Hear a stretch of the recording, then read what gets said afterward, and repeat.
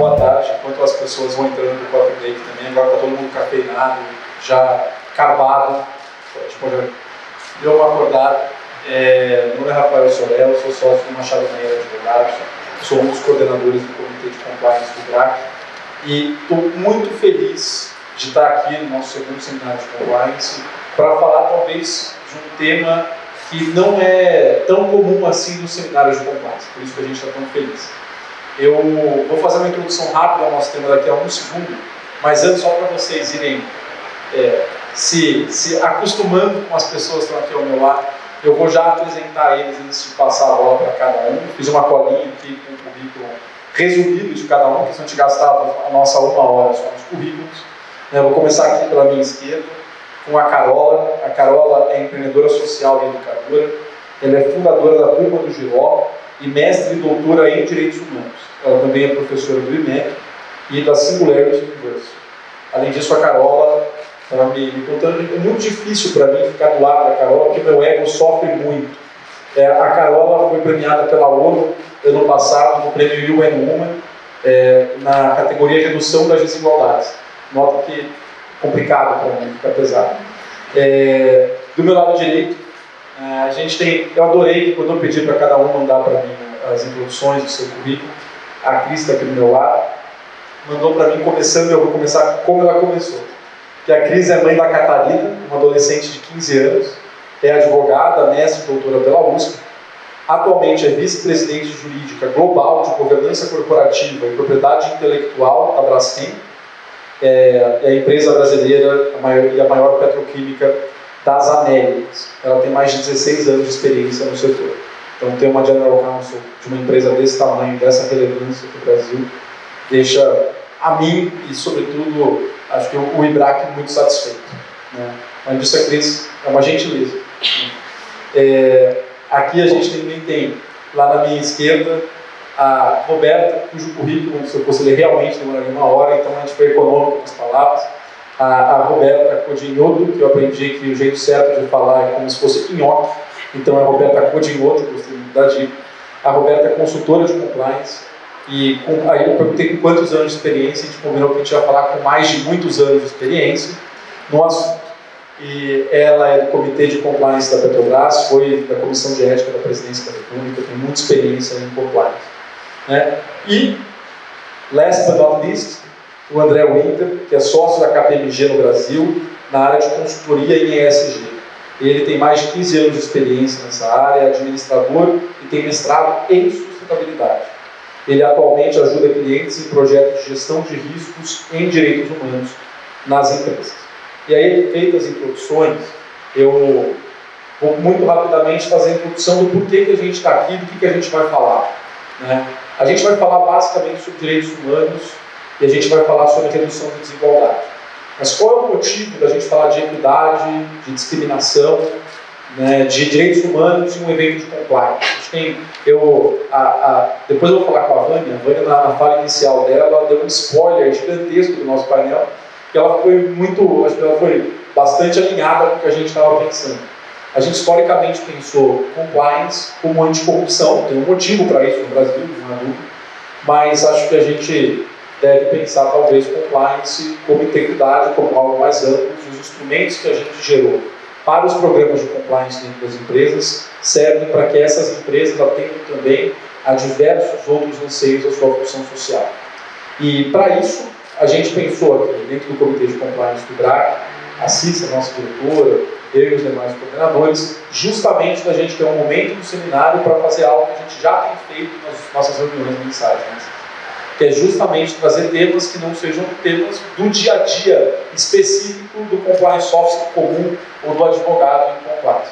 E é por isso que nós temos 2 compliancers no painel, que sou eu e a Roberta, né? Mas os outros não são compliancers. A gente tem alguém que vive as dores do negócio, como diretora jurídica de governança, e que tem a visão da empresa, sobre como a empresa vê questões de direitos humanos.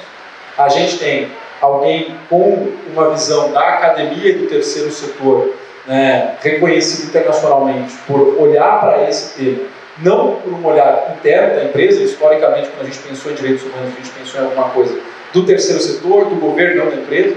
Então a Carola representa talvez aquilo que a gente sempre pensou sobre o assunto. E a gente tem alguém com uma visão de gestão de riscos, né, em como as empresas estão vendo o risco em direitos humanos. E aí a Roberta é quem tem a missão de me ajudar a colocar tudo isso junto e traduzir do mundo dos direitos humanos, dos riscos em direitos humanos, das dores das empresas, das iniciativas empresariais e daquilo que a sociedade vê como um todo, para os instrumentos de compliance que todos nós conhecemos. Essa é a ideia, esse é o nosso argumento. Se daqui a 45 minutos a gente tiver sido bem sucedido, a gente vai conseguir ter tratado um pouco mais sobre como os programas de compliance podem e devem contribuir para que as empresas respeitem mais os direitos fundamentais, promovam mais os direitos fundamentais e ajudem na redução das desigualdades e na promoção da equidade. Era isso. Falei demais já, e daí agora que eu fale de menos. E o que a gente pensou para o nosso painel é que seja algo bastante fluido. Então, cada um deles vai falar 5 minutinhos uma introdução sobre a perspectiva de cada um, e depois é um bate-papo que vocês são convidados para participar também. Legal? Bom, vou começar pela Carol, e a pergunta que eu te faço, Carol, é justamente a pergunta sobre o seu lugar de fala. A gente leu um pouquinho do seu CV aqui, muito impressionante, inclusive. E queria te ouvir sobre a sua visão sobre direitos humanos, sobre como as empresas se conectam com essa temática. Obrigado de novo pela presença. Imagina, obrigada a vocês, boa tarde a todos e a todas. Queria agradecer também às minhas colegas e colegas de painel, agradecer a Maria Cecília pelo convite e ao IBRAC pela oportunidade. Vou fazer uma breve introdução contando um pouquinho da minha vida, porque antes de me tornar empreendedora social, eu trabalhei numa multinacional por 12 anos.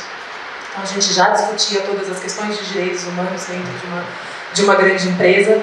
E eu tinha uma grande inquietação que a gente fazia muito pouco. A gente já... Quem está na academia, enquanto professora, eu falo, a teoria ela está disponibilizada para todo mundo, mas a prática ela está muito distante ainda da teoria. E por um motivo pessoal, então, aos 28 anos de idade eu tive uma primeira gestação e eu tive um filho com múltiplas deficiências e eu escutei que aquela criança não seria capaz de aprender nem de se desenvolver dentro da escola e nem na vida de uma maneira em geral. Naquele momento eu peço demissão, tiro um sabático, saio do Brasil, fui estudar buscando tecnologias para essa criança, que em menos de 3 meses, só com o movimento dos olhos, que era a única parte que ele conseguia controlar, ele começou a se comunicar piscando os olhos através de um programa de computador, e essa criança estudou até o 9º ano do ensino fundamental, aprendeu como qualquer outra criança, sem andar, sem falar, sem absolutamente nenhuma das funções de vida diária que nós temos.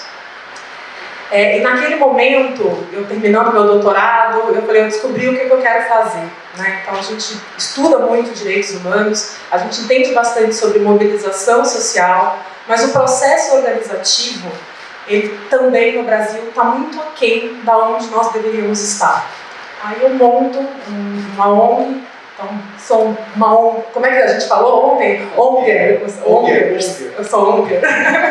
As ongueiras podem me chamar assim com muito orgulho, dos desafios que a gente enfrenta enquanto terceiro setor e como a gente pode colaborar para a prevenção dos direitos humanos, mas muito mais do que isso, como a gente pode mitigar os problemas de direitos humanos. E aí é a hora que eu chamo a responsabilidade, enquanto a gente trabalha com as empresas, que as empresas são os principais aceleradores desse processo organizativo. Que a gente pode falar de impacto de uma maneira muito mais profunda quando a gente conhece o que a gente tem que mitigar. Então, e ainda mais quando o assunto é diversidade e inclusão, que eu falo, ele é transversal a todas as questões de direitos humanos, não existe meia inclusão. Então a gente ainda encontra essa barreira das pessoas falando em inclusão, em equidade, mas pela metade, não entendendo a prática de equidade. A gente ainda vê muita gente usando aquela figurinha dos tabladinhos, dos caixotinhos, que se coloca a pessoa em cima do caixote e aquilo ali é equidade. Não é. Equidade é você deixar as pessoas do jeito que elas são e você tirar o muro da frente. E tem caminhos para a gente fazer isso de uma maneira muito eficaz e benéfica para todo mundo. Mas quando a gente chega nas empresas hoje para apresentar um programa, ou quando nós somos convidados para resolver um problema de risco de direitos humanos, de ESG, o que a gente encontra? A gente encontra esse não conhecimento profundo de como mitigar o impacto, de como resolver o problema e aonde está o problema, principalmente quando o assunto é diversidade e inclusão. Porque as pessoas querem trazer para dentro da empresa, a gente começa a fazer uma porção de ação para isso acontecer, mas as pessoas continuam não se formando, elas continuam não tendo acesso à educação, elas continuam não tendo acesso a um ensino de qualidade. Então, a base do problema continua não sendo resolvida. E a gente encontra essa dificuldade das pessoas, das organizações, dos CNPJs, de acharem que compliance, né, que equidade é uma questão do CNPJ. Eu falo, não é uma questão de CPF, de todo mundo que trabalha ali dentro. Então a gente tem que olhar de uma maneira um pouco mais profunda, a gente tem que olhar para essas parcerias entre os atores, né, entre ONG, entre governo, entre empresa, entre sociedade, de uma maneira mais profunda, e a gente precisa falar de impacto também de uma maneira mais profunda, não apenas do scaling up, né, que é o número de pessoas que são atendidas, mas a gente tem que começar a discutir impacto out de escala, a gente tem que começar a falar de scaling deep, que é a mudança de cultura, como que a gente faz a mensuração disso, como que a gente apresenta os resultados disso, e a gente ainda vê um grande desconhecimento entre as áreas para falar sobre esses assuntos. Obrigado. Eu acho que tem vários pontos aqui, o próprio Roberto que depois vai falar, mas acho que KPIs e compliance são uma das maiores discussões que a gente tem, então acho que fica a lição para a gente falar disso também. E eu vou passar a bola para você agora, Luiz. Acho que quando a gente pensa, né, em todo o desafio das empresas, questões relacionadas a direitos humanos, à inclusão, à diversidade, a gente muitas vezes não tem uma dimensão prática também de como isso funciona em uma grande organização. Então, eu queria te pedir agora nesse primeiro momento para você contar um pouco de como vocês se organizaram na Braskem, de como você vê o tema, das dores, das delícias, do que você acha que está funcionando, contar um pouco dessa experiência prática para quem talvez não viva isso dentro de uma grande organização. Obrigada pela pergunta, obrigada pelo convite, né, por estar aqui, um prazer lembrar, discutir esse tema como você abriu e disse, e a gente fez um call de preparação antes, né, por pandemia, e estava todo mundo feliz de ter esse tema dentro do IBRAC, trazer essa discussão que sai um pouco, né, que a gente está acostumado a discutir em termos de anticorrupção e essa temática mais clássica, e o quanto é preciso aprofundar nessa outra dimensão, e quanto o jurídico, a área de conformidade e todas as pessoas, todos os demais stakeholders podem contribuir. É muito multidisciplinar, a gente vê isso aqui, né, no grupo que está compondo esse painel. E justo você me deixar falar, né, logo depois da Carola, porque eu fiquei emocionada com a sua fala, Carola. Agora entendo por que ontem na nossa conversa a Roberta estava falando que é fã sua. E pela sua pequena fala, isso já ficou bem claro para mim. Uma história de vida, uma vontade, uma dedicação e um norte muito claro. E a gente vai precisar da sua ajuda, tá? A gente vai precisar da ajuda de todos que estejam dispostos a entender e se aprofundar nesse tema, porque essa jornada nas empresas não é fácil. É um aprendizado constante. E você tem a oportunidade de formar da base e as pessoas virem já com essa formação para quando estiverem no momento futuro no mercado de trabalho, isso vai ser fundamental. Como eu disse, eu sou mãe de uma adolescente de 15 anos e eu vejo que a formação dela já é muito diferente da minha formação, mas eu vejo que tem muito gap ainda, muita coisa a ser explicada e aprofundada. Então eu acho que é uma jornada mesmo. E ainda parece que não foi diferente, tem sido uma jornada. Hoje eu me sinto muito orgulhosa de ver aonde a empresa está, como ela se posicionou e o reconhecimento que ela tem tido nesse campo, né, no campo dos direitos humanos, da diversidade, da equidade e inclusão. Trouxe gente que estava disposto que conhecia, estava disposto a aprender e disposto a implementar algo novo. Então, na origem da Braskem, tinha lá no DNA dela a questão de direitos humanos, sempre teve uma fala, mas a própria sociedade, a empresa mudou ao longo do tempo. Em 2011 veio ali a declaração da ONU sobre direitos humanos nas empresas, e a empresa se debruçou em cima disso. Em 2017 ela fez uma auditoria, uma due diligence, para poder mapear os riscos entender onde estavam os gaps, quais eram os pontos que ela podia abordar, e colocou isso inclusive na gestão de riscos, que eu acho que é um tema que você vai abordar daqui a pouquinho, né? Em 2022, ela concluiu uma segunda revisão, agora ainda mais profunda, global, mapeando mais riscos, agrupando e, no final, podendo reconhecer que ela, de alguma forma, está tratando todos aqueles riscos, mas ela tem um passo adicional, ela quer tratar com mais eficácia, mais efetividade. E colocou isso dentro do DNA da companhia, virou um dos pilares da companhia, virou o tema de direitos humanos, é um pilar estratégico da companhia. E isso é fundamental. Primeiro veio até o ESG, o Direitos Humanos, mais recentemente, no ano passado. Por mais que ela estivesse fazendo esses trabalhos, esse reconhecimento e colocar no pilar estratégico, é justamente por exemplo um trabalho de mudança de mindset, de como tratar o tema. E ela está revendo a narrativa dela, está genuinamente revendo nesse momento, está para sair uma nova narrativa acerca dos direitos humanos, depois de todo esse trabalho que foi de mapeamento e identificação dos riscos, sempre com o olhar do terceiro, não pode ser o olhar da companhia, tem que ouvir aquele que se sente na posição eventualmente ofendido, né? E aí, alguns riscos, só para vocês terem uma impressão quando a gente está falando de empresa, né, porque a gente vai falando, mas o que você está falando? Que riscos são esses? Estão mapeados, estão dentro do ambiente corporativo, vocês estabelecem plano de ação, discute no grupo de altos executivos da companhia, busques para a companhia como um todo, porque não adianta ficar no grupo de altos executivos, tem que ser, está no DNA, como disse a Carola, de todo mundo, como que faz esse papel? E o que é que se identifica de risco? Então, quando a gente fala de uma Braskem, que é uma empresa química, petroquímica, com atuação global em diversos países, os riscos são os mais diversos, quando a gente vai falar de direitos humanos, por exemplo. Um deles, claro, que é uma coisa tradicional, que é a questão da cadeia de fornecedores, a gente conversou um pouquinho, que é uma preocupação que todas as empresas têm. No caso da Braskem, tem um setor específico que é muito importante para a gente, que é a questão do etanol. A questão da cana-de-açúcar é uma questão recorrente, esse ano a gente teve mais mídia em torno disso, mais temas sobre a questão das condições de trabalho, discussões de condições análogas à escravidão, e para a produção, o etanol, a Braskem usa na produção do plástico verde, plástico renovável, que está diretamente ligado com o ESG e que é um dos pilares da companhia. Então, imagina, é um tema de reputação fundamental para a empresa. Ela precisa realmente tratar disso com muito cuidado, se posicionar. Então, ela tem uma regra própria, um programa específico de aquisição de etanol, onde ela tem auditorias específicas, due diligence específicas, tratamentos específicos, porque um risco, quando você fala em risco, a gente vai poder abordar mais, nesse tema pode colocar em risco a própria, um caminho, um produto fundamental da companhia que tem uma pegada de sustentabilidade muito importante. Então esse é um exemplo. Mas quando a gente começa a olhar a matriz de risco, e eu peguei aqui, fui repassando, né, antes de vir para cá, porque eu não tenho. Falei, deixa eu relembrar quais são os principais riscos que mais chamam atenção. São coisas que aparecem que às vezes você nem acredita.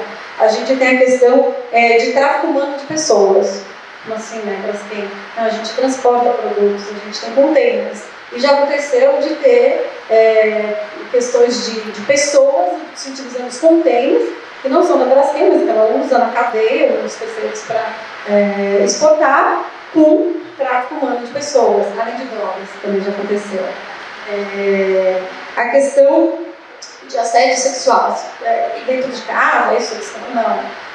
A gente usa uma malha logística importante, rodoviária, porque a gente, no Brasil, não tem ferrovias realmente adequadas para transportar esses produtos.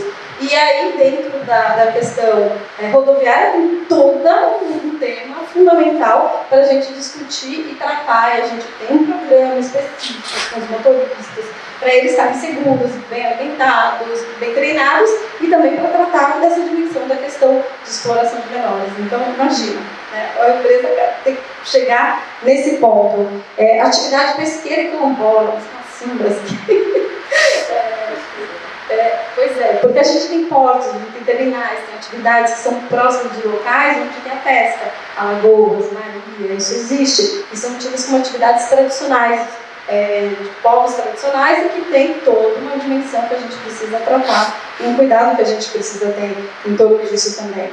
Sem falar dos riscos socioambientais de uma forma geral, né? Porque a gente está falando de uma indústria. A indústria, naturalmente, tem um potencial de riscos socioambientais, a gente está falando de uma indústria petroquímica, isso está claro.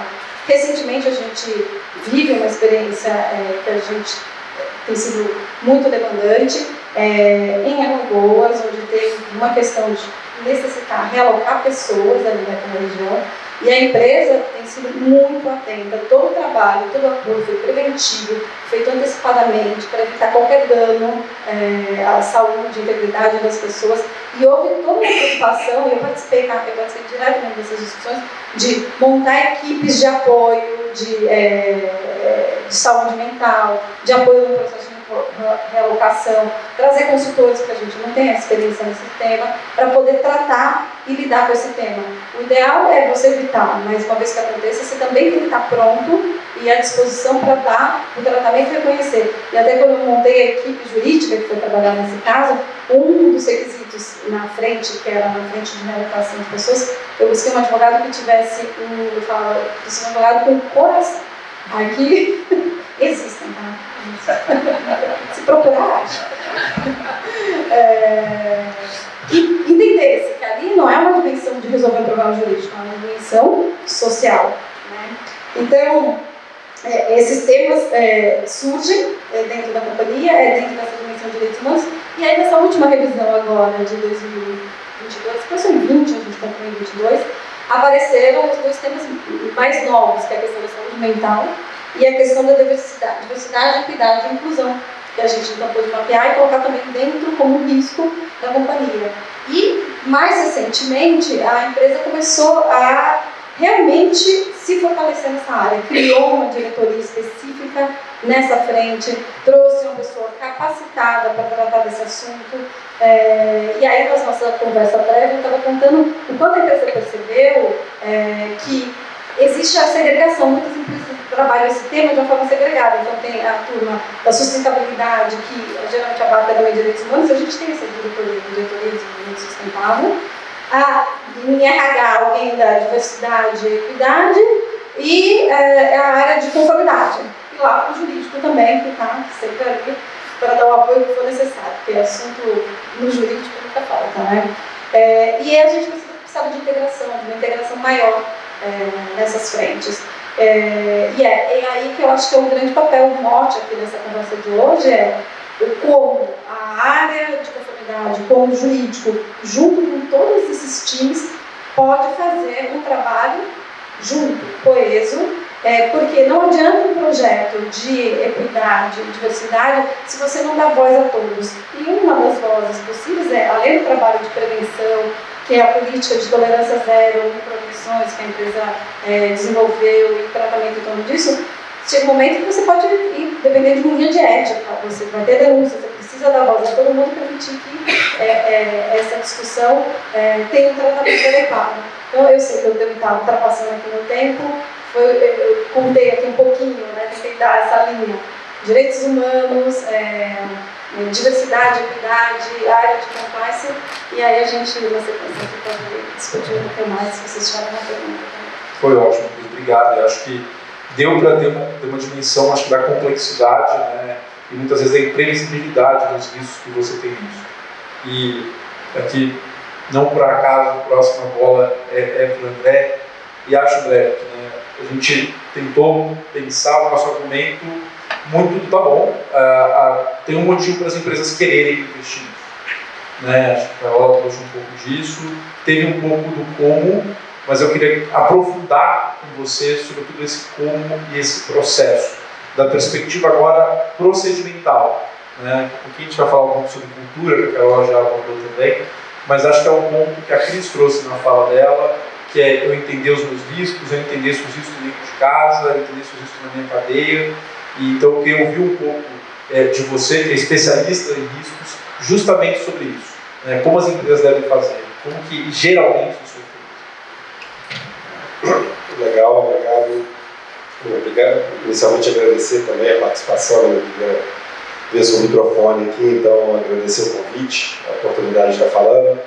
Eu fui fazendo minha colinha aqui a partir da fala da Carol, da Cris também, porque acho que tem muita coisa que eu quero construir em cima do que elas falaram para poder responder sobre esse processo. Eu acho que o primeiro ponto que eles trouxe aqui muito precisamente, no caso da Braskem, é você conhecer. Né? E, em geral, as empresas não conhecem o que elas não conhecem, vamos colocar assim. Elas não sabem que estão correndo certos riscos. E isso é extremamente importante porque a gente vê na mídia casos de violação que vão desde violações na cadeia de fornecedores, de trabalho escravo, questões de tratamento de clientes com truculência de algum profissional de segurança, que vão passar por questões que às vezes não estão no escopo original, como tráfico de pessoas, como outras questões que vão surgindo a partir do momento que você tem um processo. Né? E outra coisa que eu queria destacar, para poder ilustrar isso também, e aí falando de um tema muito complementar, que é sobre inclusão, que recentemente a CBN aprovou a decisão da D3 de inclusão de mulheres e grupos subrepresentados nos conselhos. Eu estava preparando, estudando sobre o assunto, e me peguei perguntando assim, por que a CBN quer regular isso? Por que isso é um tema que é relevante para os investidores? E eu fui ver, tem literatura sobre o assunto que fala o grupo diverso está mais resiliente, está mais preparado a responder a riscos, está mais preparado a realmente inovar. Isso afeta investimentos. Mas uma coisa que me chamou muita atenção foi uma outra pesquisa que foi feita com o Conselho de Administração, que foi perguntado sobre quais tipos de diversidade eles estavam procurando e achavam deficientes. E diversidade de gênero não era avaliado como uma deficiência por maioria dos conselhos. Então é um caso de um risco que não se identificava antes. Então como é que... E aí chegando agora finalmente a responder a sua pergunta usei bem o tempo aqui para poder alcançar 5 minutos. Existem processos, existem boas práticas, já até foi mencionado agora no Carol, que se falou sobre, desde 2011 tem um guia da ONU sobre direitos humanos nos negócios, a OCDE tem boas práticas, isso tem sido normatizado em leis internacionalmente, tem projetos de lei no Brasil que falam sobre os trabalhos que precisam ser feitos pelas empresas para assegurar o respeito aos direitos humanos. Então, esses processos estão sendo cada vez mais documentados, e eles vão partir de uma identificação de riscos, que vai não só de um processo interno, de avaliação interna dos riscos, mas de engajamento, que é uma coisa que ainda é novo para muitas empresas, de perguntar os stakeholders, os potenciais grupos que têm riscos violados, e avaliar junto com eles onde existem potenciais fragilidades, onde existem processos que podem representar uma violação de riscos. Então, parte do processo começa com essa identificação, envolvendo as partes interessadas, vai incluir um trabalho de monitoramento, de diligência, como foi pontuado aqui, de realmente ir a campo, avaliar controles, fazer um trabalho preventivo de mitigação. Tem a parte toda que a empresa tem que estar preparada para responder. Então a gente vê casos midiáticos de violações de direitos humanos, sejam de resgate de trabalhadores, como se usar na aula de escravidão, que é o caso mais fácil de a gente pegar exemplos, infelizmente, em que você tem empresas que ficam totalmente desnorteadas e outras que estão preparadas para dar resposta. Porque, assim, é impossível você anular o risco. Você precisa trabalhar com ele, você precisa mitigar os seus impactos ou reduzir a probabilidade. Então, você precisa estar preparado para responder de forma rápida, para poder realmente atender e estancar qualquer tipo de problema, de violação, e que a sociedade veja que a empresa está, de fato, preparada e comprometida para aquilo. Então, esse é um outro aspecto. E um último ponto que eu queria falar é sobre a transparência e comunicação, que também é muito subestimada pelas empresas, pelas instituições, que, assim, se você não dá, tem sempre um medo, não vou falar disso, não vou expor que eu tenho esse risco porque, né, a sociedade pode me julgar, o tribunal da internet está aí. Né? Então, existe, na verdade, uma vantagem de você ser transparente de aprendizado, de garantir que a empresa aprenda. E aí entra um último ponto importante que eu queria comentar muito sobre cultura, né? Que é o ponto em que o compliance vai entrar. Porque, assim como há alguns anos atrás a gente não existia, né, falando corporativamente, uma cultura de compliance, isso foi sendo criado com instrumentos, com ferramentas, com treinamentos, também precisa ser criada uma cultura de respeito aos direitos humanos através de ferramentas, através de né, instrumentos internos, através de treinamentos, através de ações estruturadas e intencionais para que seja realmente desenvolvida uma cultura das pessoas ali naquela organização. Excelente, obrigado. E vou passar a bola para a Roberta, acho que com o que eu digo, eu já passo. E acho que tem um ponto aqui que a gente está verificando, talvez várias das coisas que foram tratadas tem a ver com o vocabulário das pessoas de compliance. A Carola falou sobre educação, a cultura apareceu aqui na fala da Carola, apareceu gestão de risco, apareceu mapeamento de risco, apareceu comunicação, e são palavras do vocabulário do profissional de compliance. Eu queria pedir muito simples missão de em 5 minutos, você pegar tudo o que foi falado e traduzir para quem vive de compliance. Compliance tem a ver com isso. Como os profissionais de compliance e integridade dentro das empresas podem ajudar nesse papel? Em 5 minutos. Muito fácil. Olá, gente. Boa tarde. É uma honra estar com todos vocês. Eu sou fã dela, então, assim, estou muito contente de estar aqui. Agora vocês entenderam o que já estou me transformando em fã de todos eles. Ontem a gente falou sobre a importância da temática que nós íamos trazer. Rafael me deu o desafio de tentar compilar isso tudo, e eu traduziria da seguinte forma. Há muitos anos, quem já me acompanha sabe, eu falo do compliance de pessoas para pessoas. Porque às vezes eu vejo alguns programas que parece que a gente se desconectou das pessoas, e a gente faz o programa justamente para elas, Você não faz para as máquinas, você não faz para as empresas, parede, concreto, seguirem, mas no final do dia nós estamos falando de pessoas. E todas essas ferramentas que o Rafael trouxe, então enquanto eles falavam, eu confirmava cada vez mais que eu ia trazer essa linha para você, é muito importante que as pessoas da organização compreendam o porquê. Eu vejo organizações falharem muito nesse sentido. Então, nós trazemos uma série de ferramentas para o dia a dia do programa de compliance para endereçar vários desses temas, só que as pessoas não compreendem. E a gente não consegue fazer esse processo de conexão. Há muito tempo também eu trabalho com a metodologia de conscientizarmos, trazemos a informação para a consciência, mas entendemos como as pessoas sentem essa informação que eu trouxe para a consciência. Porque se ela não sente, eu roubei há muitos anos a frase de um professor queridíssimo meu da FGV, ele falava: o que eu não conheço eu não gosto, o que eu não gosto eu odeio, o que eu odeio eu quero matar. Então, quando a gente traz as políticas e as regras, e o Carinha fala assim, para que eu vou checar com tanta observância, Cris, essa empresa aqui, porque essa empresa pode causar um dano reputacional para a gente tremendo, E no final do dia tem crianças lá na ponta de uma cadeia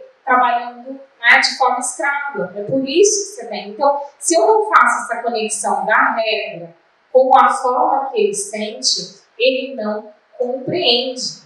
Então, não adianta a gente ter uma política linda de devida diligência se as pessoas não se conectam com o porquê no final do dia a Braskem tem essa preocupação. André trouxe uma fala de as pessoas sequer conhecem aquilo que elas desconhecem, Mas basicamente assim, eu costumo ensinar riscos como slide de iceberg. Eu falo assim, isso daqui é o que você conhece, isso daqui é um mundo que existe embaixo, que você sequer sabe que existe. E nós estamos começando a baixar esse nível da água e mergulhar lá no fundo. Então, todas essas questões que vocês trouxeram é que, de fato, nós estamos entendendo que há questões mais profundas e, de fato, tentando educar as nossas pessoas para a missão que eles têm. Uma das coisas que nos conecta, então, enquanto todos falávamos, e a gente tem um painel aqui bem misto de experiências profissionais, mas existe uma coisa que nos conecta, todos nós sentados aqui, todos vocês sentados aí. E há muito tempo eu tenho tentado explicar compliance dessa forma. Nós somos cidadãos. Não importa se eu passei pelo governo, se eu estou lá hoje numa empresa pública, Carol lá uma ONG, André com a experiência dele, Cris com a experiência dela, nós temos algo que nos conecta. Então, o compliance, ele precisa caminhar para além da conformidade faz tempo. Quem escutou colegas desafiados pelo dilema da pandemia, minha empresa não permite doações porque nós mesmos criamos as políticas na época e agora a gente precisa doar para ajudar na pandemia. A gente precisa caminhar para além da conformidade faz muito tempo. E eu gosto de desafiar, então se eu puder, né, já caminhando para concluir, se eu puder nos desafiar, é esse o desafio que eu quero propor para vocês hoje. É um compliance para muito além da conformidade, da legalidade, do anticorrupção, para um sistema de integridade. Nós caminhamos para a integridade. Integridade, eu quero que depois vocês consultem no dicionário, porque é esse sentido que eu quero que vocês busquem lá, e não a gente comparar integridade com ética, integridade do resultado do jogo. Eu estou lá no futebol também, a gente fica falando de integridade do resultado, não, integridade como inteireza. Então, a empresa, e aqui eles trouxeram exemplos maravilhosos, inteireza é aquilo que eu digo missão, visão e valores, é aquilo que na hora de tomar a decisão eu pratico. Então, quando a gente fala de um sistema de integridade corporativa, e aí eu trago para ele toda a transversalidade de todos os pilares que a gente trouxe do ESG, porque aí sim é uma empresa preocupada em olhar para o social, olhar para o ambiental e olhar para a sua governança como a sua inteireza corporativa. Né? Eu brinco que a gente deveria caminhar para ter o CIO, o Chief Integrity Officer, né? Que seria uma evolução. E o compliance como ferramenta para que eu pudesse fazer essa integridade acontecer. E aí, prometo que eu encerro, senão o Rafael vem aqui e toma o meu microfone, que vocês avaliem, e eu gosto muito desse material, eu não canso de falar dele, é um material do OCDE que ele fala da integridade pública. E eu adoro a definição que a OCDE adotou nesse material. E ela fala que integridade pública é um sistema coerente e abrangente. Se ele é coerente e ele é abrangente, envolve todos os atores. E a gente tem o hábito de olhar a integridade pública como integridade do setor público. E integridade pública é o seu sentido mais amplo, onde cada um de nós exerce o nosso papel. E aí é o poder dessa conexão de todos, iniciativa privada, setor público, terceiro setor e sociedade, todos caminhando juntos para a promoção disso. Né? É o poder dessa ação coletiva. Então, assim que eu queria conectar esse desafio das ferramentas do compliance, que a gente também se desafiasse a pensar no compliance para além da conformidade. Excelente, obrigado. Gente, agora acabou toda a parte das perguntas que a gente combinou. A gente resolveu não combinar nada agora, era totalmente freestyle nos próximos 15 minutos. Justamente para que vocês também possam levantar a mão. Vou fazer a primeira pergunta e pedir que vocês falem por máximo um minutinho mesmo para poder circular. E aí, quem tiver dúvida, quem tiver algum apontamento, levante também, a gente entra nesse debate. Carol, eu vou começar por você. E aqui talvez fazendo o minha culpa. Né? Como advogado corporativo, a gente sempre pensa em, tá bom, eu vou ajudar o meu cliente a minimizar a perda. Né? Então, a gente sempre está vendo ali perda e risco no seguinte sentido, não, o risco do meu cliente, se ele não fizer tal coisa, o risco é uma multa de tanto, ou mesmo um risco reputacional do XPTO. Né? E aí a gente se foca no como que eu vou fazer, se eu vou dar treinamento, se é melhor não botar um cartaz, criar um canal, né? E talvez a gente sempre e a gente passa pouco a pergunta do para quê, né? Além do risco, do propósito. Né? Então, além da questão do risco que as empresas têm, né, a pergunta que eu te faço, que é super simples também, é por que ou para que as empresas deveriam se preocupar com os direitos humanos? Vamos supor o seguinte, se eu desse uma garantia para a empresa de que ninguém vai falar mal de você na internet, aí tudo bem descobrir os direitos fundamentais ou não promover a equidade, ou não? Não sei se é uma pergunta fácil de responder, mas é essa que eu queria te fazer. Eu sempre digo que nunca existe pergunta fácil ou pergunta difícil, porque tem uma expectativa pela resposta. Então, já vou dizer que eu vou frustrar algumas pessoas. Mas, eu vou dizer do fundo do meu coração o para quê. O para quê é para você mesmo caber no mundo. Porque se você não fizer hoje, amanhã quem não cabe no mundo é você. Quando a gente está falando de diversidade, de inclusão, de equidade, a gente tem que lembrar que todo mundo aqui vai merecer. Né? E nós não vamos caber no mundo. Nós vamos nos tornar pessoas com dificuldade de locomoção, nós vamos nos tornar pessoas com dificuldade nos nossos sentidos visuais, auditivos. Se a gente der sorte, a gente não vai passar por nenhum processo de demência. E a gente trabalhou a vida inteira e a gente construiu nossos patrimônios e a gente não vai poder sair de dentro de casa. Então, a gente não está fazendo pelo outro. Primeiro, a gente tem que olhar que a gente está fazendo pela gente também. Quando vocês falam de risco, para mim o que chega, o risco maior é o risco atitudinal. Porque enquanto a gente estiver preso nos nossos vieses, nos nossos preconceitos, e a gente não entender que inclusão é sobre a gente também, a gente vai achar que a gente está fazendo favor para o outro. E a gente não está fazendo favor para ninguém. Talvez a gente esteja fazendo favor para a gente mesmo, em melhorar, em abrir caminhos. E acho que para terminar, eu li outro dia uma entrevista do Fábio Barbosa que ele disse assim: a gente não conseguiu deixar um mundo melhor para os nossos filhos, mas a gente deixou filhos melhores para o mundo. Então, que essa nova geração tenha espaço para ocupar os cargos que a nossa geração ocupa hoje e não consegue andar com essa pauta que é tão importante. Então, acho que a minha provocação é essa. Pode levantar a mão, tá, gente? Vou parar de fazer pergunta. Obrigado. Eu tenho uma pergunta, na verdade, mais uma reflexão. Obrigada.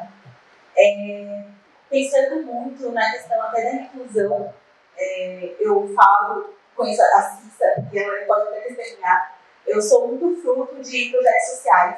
Cresci na periferia de São Paulo, e lá fiz parte de projetos sociais, de instituições do terceiro setor, e a minha sensação sempre foi assim: ok, as empresas estão aptas à inclusão, existem hoje inúmeros programas, eu faço parte, eu trabalho no Chapéu atualmente, e lá existem programas inúmeros de inclusão, só que o meu ponto sempre é: onde fica o compromisso com a permanência e o sentimento de pertencimento? E aí eu falo assim, de todos os grupos que são subrepresentados. E aí fica essa reflexão, eu queria saber de vocês, onde vocês acham que podem encaixar, onde que a empresa pode acertar nesses dois pontos.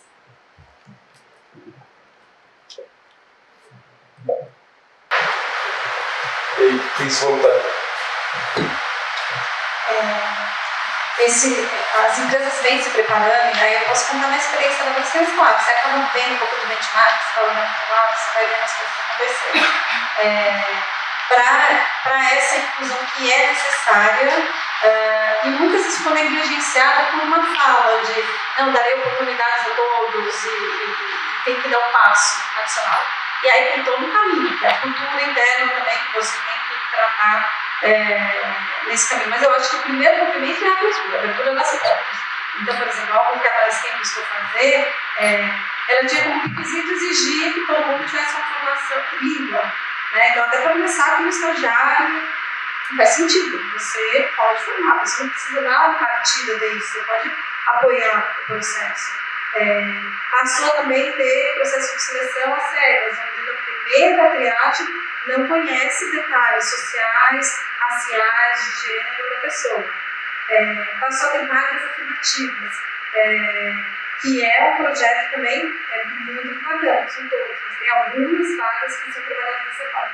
Para dar o primeiro passo para dar o segundo e o terceiro. E a partir do momento que a pessoa está dentro da empresa, aquilo vai se acomodando e vai conseguindo multiplicar aquele fator. Até porque o estagiário sai, sabe? Você tem que emprego muito bem. Se for bom, não precisa de nada. Você está numa janela, pode sair.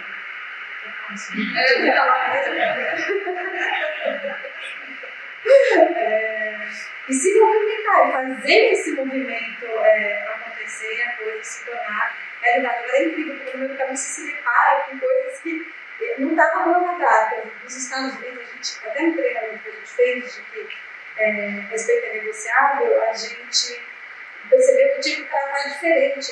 Tem algumas questões de LGBTQIA+, que a gente não pode falar nos Estados Unidos, muito fora, falar no Brasil, por uma questão, às vezes, religiosa, de cultura local, é incrível, assim, é complexo.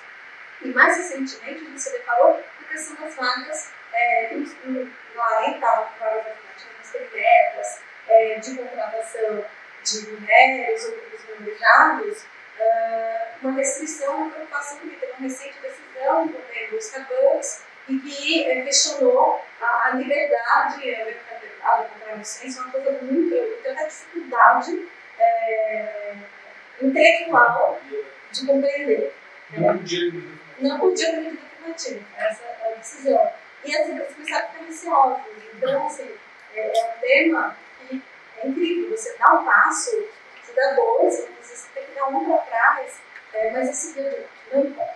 O objetivo tem que ser ao que você quer, é o propósito, e você vai achar o caminho e vai executar esse caminho.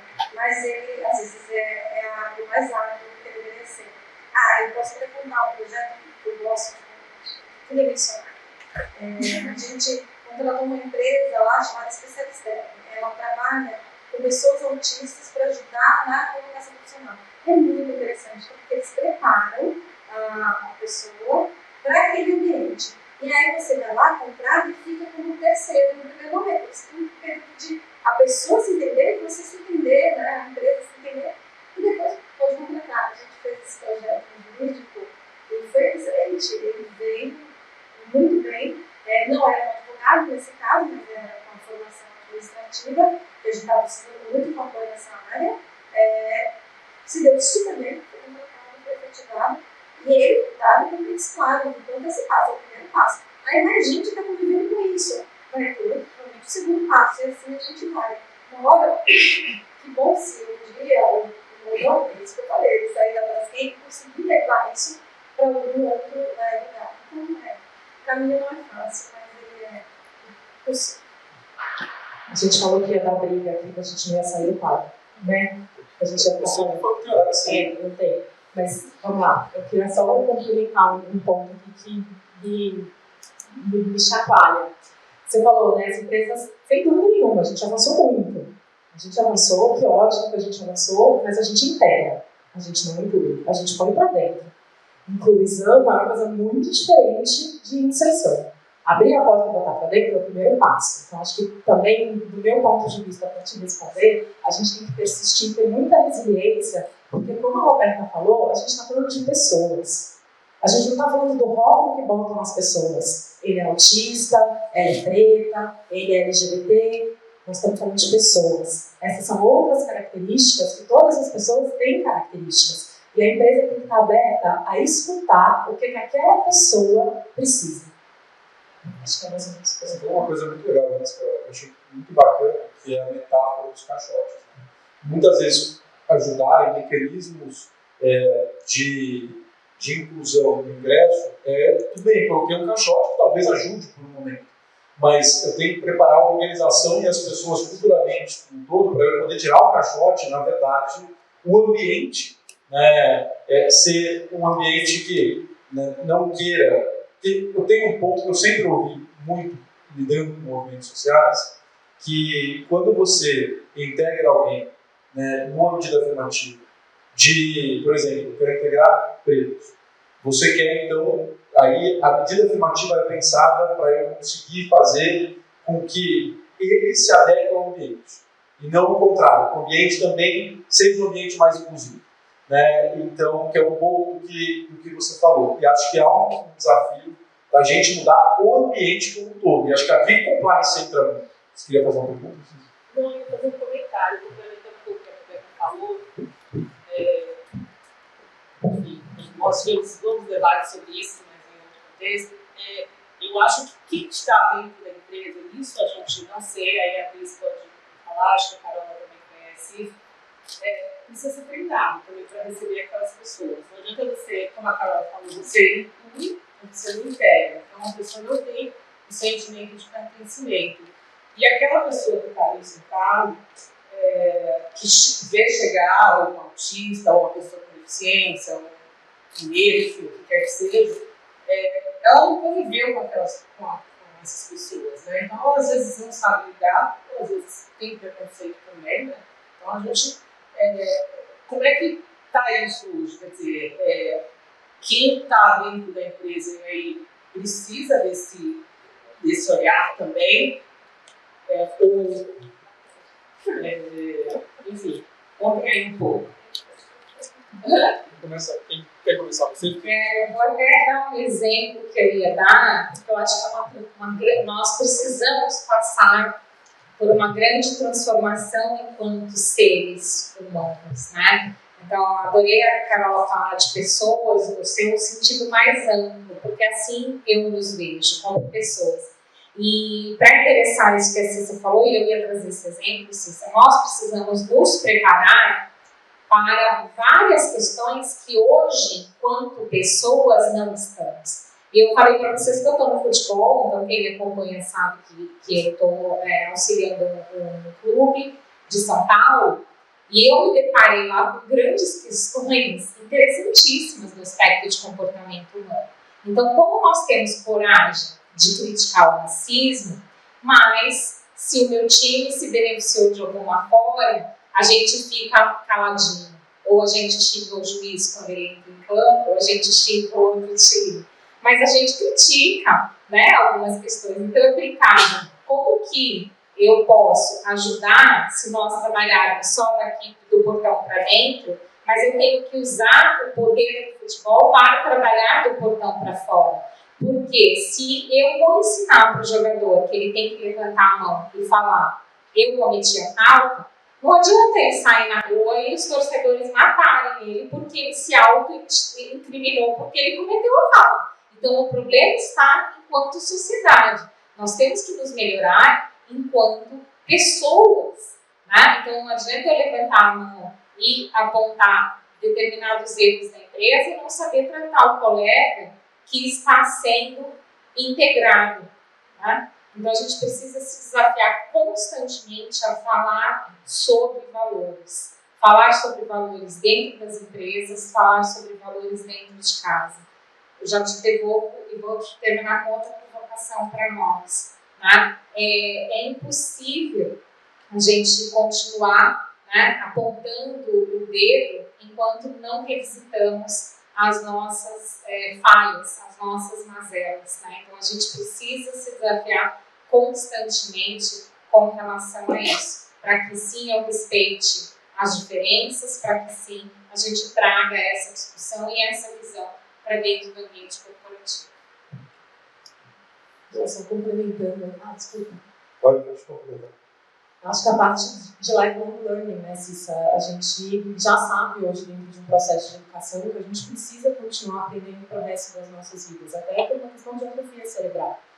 Quando a gente olha para a educação, acho que a maioria de nós aqui, só quem tem menos de 30 anos talvez, tenha tido na sua escola a educação socioemocional, a gente não teve. E é isso que é solicitado hoje também dentro das companhias. A gente precisa ter inteligência soft skills, né? Que só o nome eu já brinco, tem preconceito, porque não é leve, não é fácil. É mais difícil que hard skill, você desenvolver soft skills. Mas eu vejo muito isso da empresa também trazer esse conhecimento e oferecer isso dentro dos seus programas, que tem as academias, né? E que na hora que a gente vai ver é sobre Excel, ou então compliance nos escritórios de advocacia. Eu falo, caramba, ninguém está falando de relacionamento, ninguém está dando letramento, ninguém está falando sobre direitos humanos. Bom, só trazendo aqui uma visão também, acho que é uma conversa que vai entrando no campo de filosofia que é sensacional. Assim. Mas as empresas, elas são o resultado da sociedade. Elas são sintomas da sociedade, de como chegamos aqui depois de milênios de evolução, ou não, né, evolução talvez não seja a palavra adequada, mas milênios de interação humana. Né?